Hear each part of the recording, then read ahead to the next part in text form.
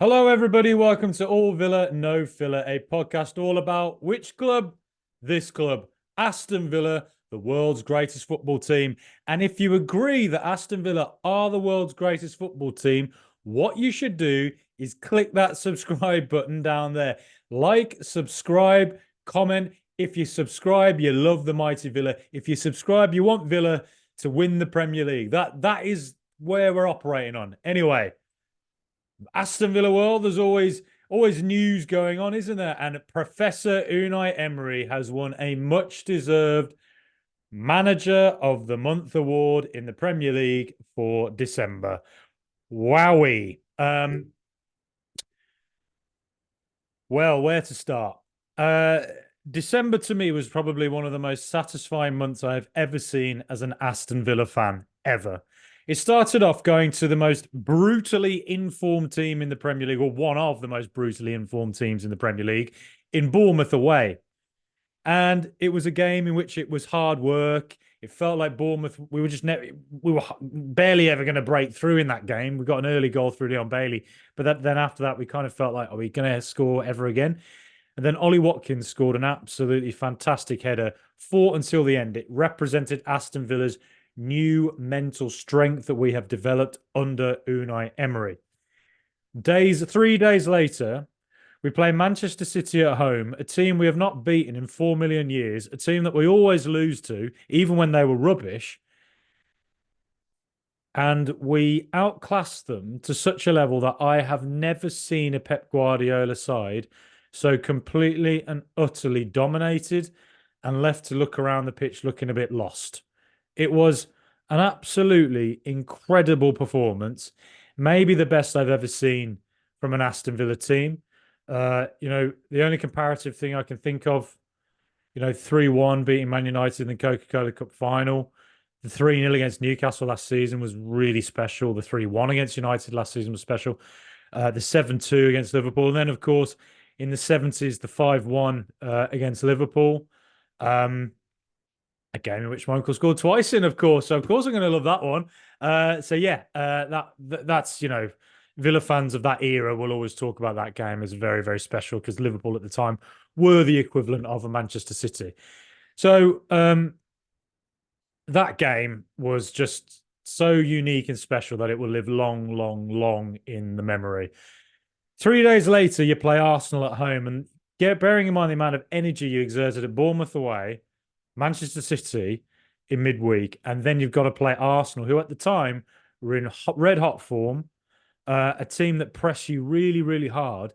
And we start the game off by scoring potentially goal of the season through John McGinn from back to front. An absolutely incredible goal that, again, represented what a fantastic team Aston Villa have become under Unai Emery, playing the kind of football that I watch and I sit there in Villa Park in the Trinity Road stand or wherever, laughing out loud when Conser just does a drag back and passes it to a fullback and a fullback passes it to the goalkeeper. The cool, calm precision of our passing and bravery and willingness to hold on to it and not panic and, knock it long. It's just remarkable. And that goal symbolized everything amazing about the Unai Emery style, about what he's done at Villa since he came in. And of course, it was nice for him to get that win against Arsenal, given the fact that he had such a tough time there. And let's face it, a lot of Arsenal fans have mocked him pretty brutally in the last few years. So, that's a nice added bonus, I guess. Not that he would really care about that because I don't think, great managers just focus on different things or focus on the football, don't they? But as fans, we can't help but notice things like that. We then follow that up with a 2-1 away win at Brentford, again coming from behind to win 2-1 at a team that I know their form has gone really off the boil recently now, but at that point, Brentford in something like 30 games had barely ever lost at home. Just don't lose at home. I think Arsenal and Everton were the only two teams in 29, 30 games that actually done it, gone there and won. So Villa went there and did it. Again, Ollie Watkins getting the winner, pointing at that abusive fan in the crowd. Beautiful stuff. What a start to the month that is. 4 incredibly tough games, and we won them all. Then we had to go to Bosnia. You kind of forget this, don't you? We went to Bosnia and had a probably not the easiest place to fly to, but a long haul journey. And that was before the Brentford game, 3 days before. So the fact that we were able to do that, play that game, and then 3 days later go to Brentford and win, again, what does it say about the mental strength this team have developed and the physical condition that Emery has them in, the belief that they have? It's remarkable viewing, really. And then, of course, the end of the month got a little rockier. Sheffield United just did the low block, the hipster term for a deep line defense, basically. I'll talk a little bit more about that when I talk about Everton in a second. But then, that was frustrating. But again, we kept fighting to the end and got a very late headed winner, equaliser through Zaniolo. We didn't let our shoulders drop. We carried on, fought on, got the equaliser. Went to Manchester United, and that was the one bad day out we really had all month. And what I would say about that, and what I would say about the final 3 games of the month, was that I think we suffered a little bit from Decemberitis. I think we had lots and lots of games. We exerted lots and lots of energy, mentally and physically, in those opening amazing matches we had. The flight to Bosnia as well, that adds into it. And then you come up against a team that just sits back and defends all day. That's hard. And then you go to Old Trafford, where we took a 2-0 lead. But then if your energy levels just can't quite get up to where they usually would be, and you're at Old Trafford and you have players like Garnacho and Rashford who have a lot of pace, a lot of skill, and you have a crowd who are getting really behind their players, it can be hard to get yourself back up to that level. So I'm not excusing the fact that we lost 3-2 or had it got turned over, because that should never happen, really.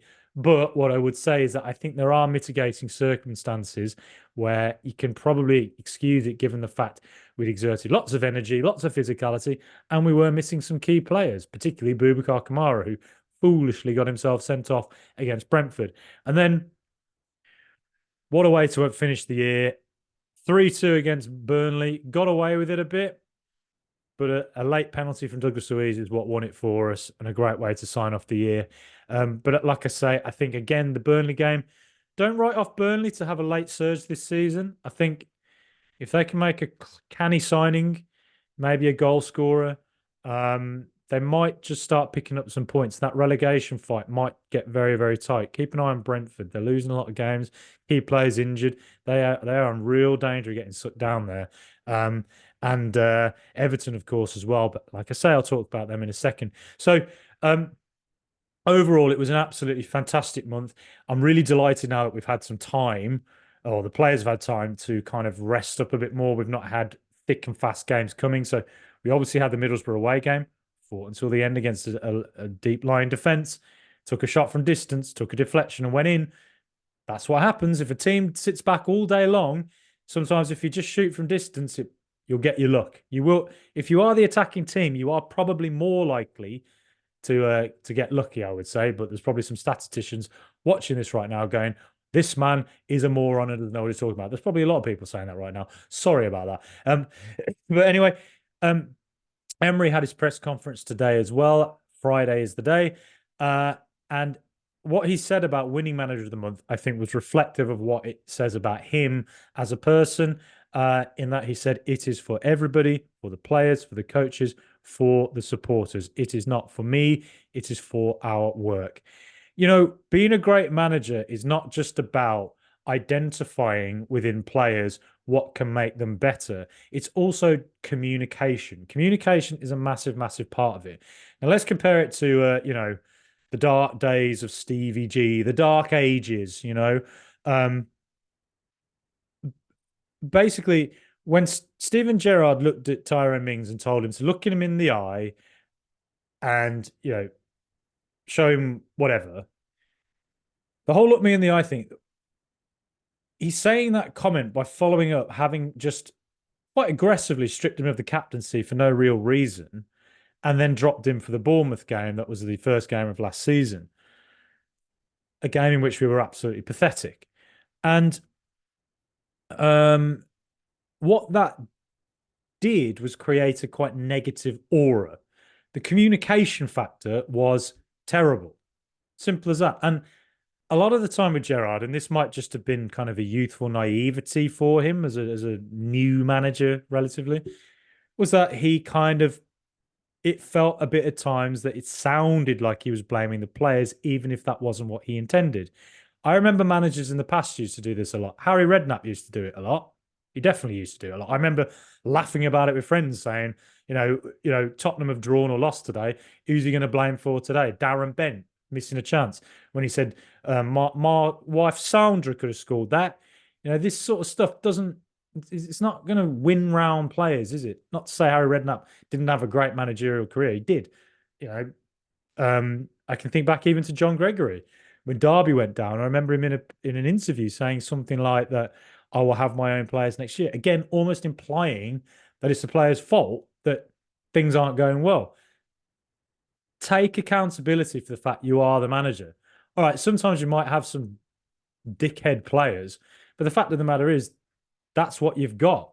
And you've got to somehow inspire them and look at the contrast between what Villa were under Steven Gerrard and look at what they are now under Unai Emery. Every single player has gone up a level, not just because they're probably been played in the correct position all the time, but also because of how he's communicating with them. Do you notice when Unai Emery talks about someone like John McGinn and is asked, what did you think of John McGinn's performance this weekend?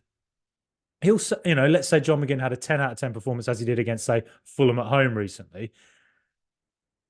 What Emery will say is something like, he was very, very good. I'm very happy with him, so and so. But then he'll say, but I think there's another level he can get to. I think there's somewhere he can improve. And he's saying this in such a constructive and positive way that he's saying, you are really good, but you know what? You can be even better. And so today, what he says when he communicates that it's for everybody, the players, coaches, supporters, he's putting all of us, including me, you, every supporter in the stadium, the coaches that work around him, the players that are doing the hard work for him on the pitch. He's putting all of us together as one team. And in a way, it's similar to when Alex Ferguson would create siege mentalities at his club. It's making everyone feel part of a process, feel part of a team. The fans ourselves, we play our part. We go to the stadium, we have to generate the noise. And, I never forget, like I mentioned him earlier, but my uncle, once told me when he played for Villa, he said that the crowd will get you a goal. This is someone who's been on a football pitch reacting to a crowd making noise. So crowds clearly do impact games. And, what Emery has said is essentially inspiring us, it's inspiring the coaches who work for him and inspiring the players. And again, I've gone on a bit of a weird tangent there probably, but communication is a major factor, and it's a big part of why I think Emery has done so well at Villa so far. Now, what else did he mention in the press conference? He said that Youri Tielemans, Pau Torres are back in training and could be available for Sunday at Everton. Fantastic news. Pau Torres is pretty crucial for us, to be honest. I think we really did miss him in the games he missed towards the end of December. Just because when he presses forward, his distribution is off the charts. And that left-hand side of the pitch, Pau Torres, handsome Pau, passing it to handsome Alex Moreno, passing it into handsome Jacob Ramsey. Team handsome on the left. My goodness. Those three working in tandem, that's going to be something to watch develop as this season progresses, because they haven't been able to play together as a trio yet, really. Ramsey is still coming back to full fitness, same as Alex Moreno. They both had long-term injuries. Ramsey is you can see he's still trying to get back to 100%. He will do, so we just got to be patient with him. And I'm sure that goal or that assist is coming for him. That will just help him get back to full confidence. But what I would say is, like I say, Torres, Moreno, and Ramsey, the three of them, it'll be interesting to see how it develops as this season goes on. The three, their unique grouping, just because last season Ramsey and Moreno had such a fantastic understanding down that side, and Tyrone Mings as well did with them too. So yeah, I can't wait to see how that develops, and I'm really pleased as well that Youri Tielemans looks like he's back, just because Tielemans is I think ever since that Alkmaar game where we went out there and won 4-1, he has gone to an incredible level. His understanding with Leon Bailey is wonderful. Like they have a really, really good understanding. And I think Tielemans, Diaby, and Bailey, those three as options as second strikers and right midfield. I mean, there's not many teams in the country that can really compare to that. So to have Tielemans back is pretty important, I think. And again, I think in the games that Tielemans has missed, I think we did miss him, to be honest. Um, so otherwise, Luca Dean is not going to be ready for this weekend, but he could be back for the Chelsea FA Cup game. That's going ahead on a Friday night, as was announced yesterday, but it's not on TV. Gives us a few days more rest than Newcastle ahead of that game at Villa Park on the Tuesday night. We'll talk a bit more about that close to the time.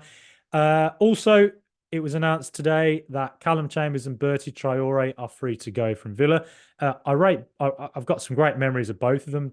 Chambers with that goal against Leeds, of course. Bertie Traore with some absolute mercurial genius that he's shown at Villa. I wish them well, whatever they do. Sometimes you just come to your natural end at a club, don't you? And it looks like that's where they've reached. If they are to go, hopefully Villa can get some money for them. Traore to Al Ettifaq is what I've seen reported. So he could be linking up with Stevie G, could he? So yes, that'll be wish them well, basically, if they do go on. And as I say, for FFP purposes, I really do hope that Aston Villa are able to bring in a bit of cash, a bit of Matty cash. Also, an interesting comment from the press conference today as well with Professor Unai is that Duran, he said his commitment is getting progressively, or he said, this is exactly what he says, his commitment is progressively getting better. So that's interesting. It's an interesting comment because it does, this idea that Emery and Duran have not always had a great relationship. It seems to be the sense online at times.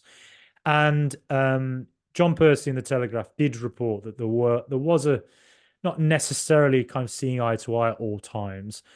We can only theorize on why that was. I've said it before about Duran, but I think that, I'm doubtful that he'll leave this transfer window. Just because I don't imagine there's many teams willing to spend the kind of money Villa would be asking for him right now. For a player who's still quite unproven, even if he does have some incredible raw attributes. Now, in Duran's defense, I do understand it if he feels he has to get game time, and if he feels that if he can play 90 minutes, 5 games in a row, that's the only way he's going to get up to the level that he needs to be. Instead, coming in and out of the team, dipping in and out, it's harder to get to iron out some of the deficiencies in his game and make the most of his talents. All right, I understand that argument. That's fair enough. But what I would say is that I think that being at Aston Villa, look at Carney Chukwuemeka, it wasn't the greatest move he's ever made in his life going to Chelsea as of yet, though he was doing better at the start of the season before he got injured. But I think if he'd stayed at Villa, Chukwuemeka would be far further ahead in his development, and also further ahead because Chelsea have become a basket case since he joined, and Aston Villa have gone the complete opposite direction and look a very secure, nurturing club that's good for younger players, particularly. And Unai Emery, with Duran at the age he's at, you are not you've won the lottery getting a manager like Unai Emery at the age of 19. You're 19 years of age and you've got Unai Emery giving you advice, Paco Estaran and Austin McPhee and the various other coaches giving you advice on the training ground every single day. That is an absolutely amazing opportunity. So, I just think if I was Duran, I mean, it's incredibly ignorant of me to sort of try and put myself in his shoes because obviously we all have different outlooks and different experiences. But I think just trying to take an educated guess on this is that I just feel with Duran, he should give it to the end of the season. And you never know, Watkins could be out for 3 or 4 games and suddenly you're the main man. And that's when you can show what you've got. You are going to keep playing. He's getting far more minutes in the Premier League than pretty much any player of his age ever gets. He's played a lot in the Premier League in the last year at the age of 18, 19. So he is getting opportunities. He's shown that he's got raw attributes and there's things to learn.